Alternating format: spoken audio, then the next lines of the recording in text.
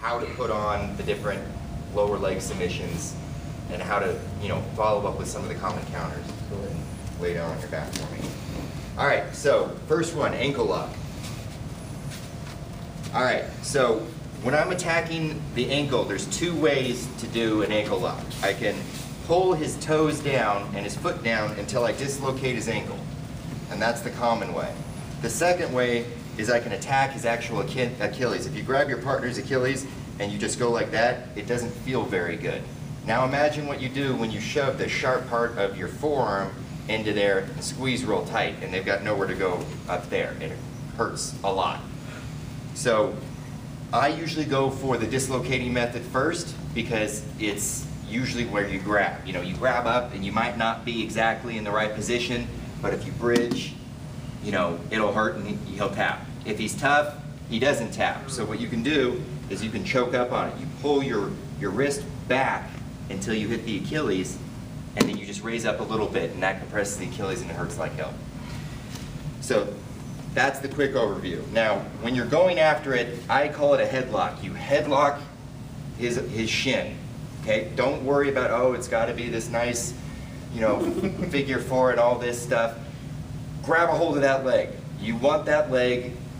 You don't want to let go of it. He's going to be thrashing around like crazy. And the difference between leg locks and arm locks is this is one of the biggest muscle groups on your body. So my bicep is not as big as his thigh.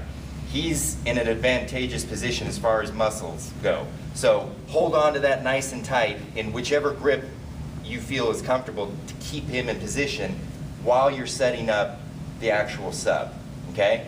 For me, that's a nice headlock style grip, okay? I grab here and I'll grab my wrist, or I'll grab what I call a teacup, fist like this and my palm like a saucer. That's a teacup, kind of grab it like that.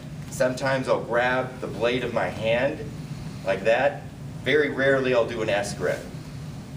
You'll notice with all of those grips that I just did, whether it was like this or like that, okay, I'm grabbing it with my thumb up.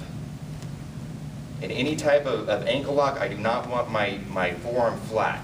If my forearm is flat, I'm taking away a very good source of pressure for the fulcrum, okay? When this is flat and I'm pushing up like this, I don't have as much pressure as when I'm pointing the pointed part of my forearm. That's basic physics. Surface area equals less force, right?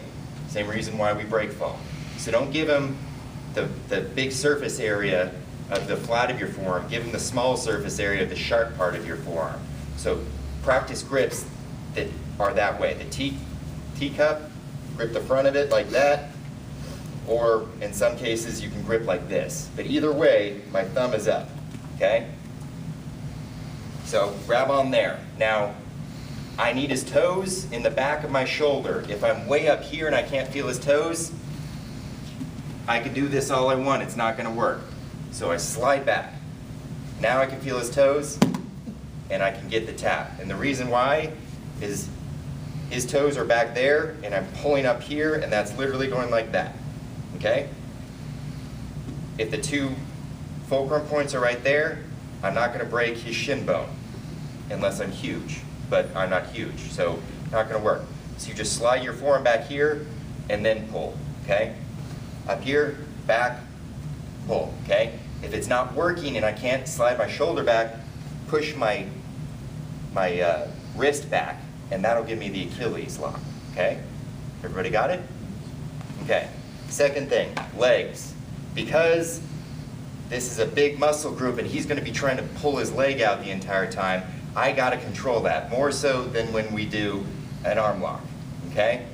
So what I need to do is control it with my legs. Usually what I'll do is I'll start off with knee to knee. I just come right in and I'll grab that, sit back, okay? That allows me to keep him locked into that position with his upper legs while I work on his lower leg, okay? My feet are tucked in under his butt so that he can't grab my foot, because one of the best counters to a leg lock is another leg lock, okay? So if I hide my feet, he can't grab him and go after my foot. He's busy fishing while I'm tapping him out, okay? So let's try that. Start off first just on your knees with the guy's leg like this and practice the dislocation and then the Achilles tendon versions. Once you're comfortable with that, squeeze his leg with your knees and then sit back into it, okay? With the headlock.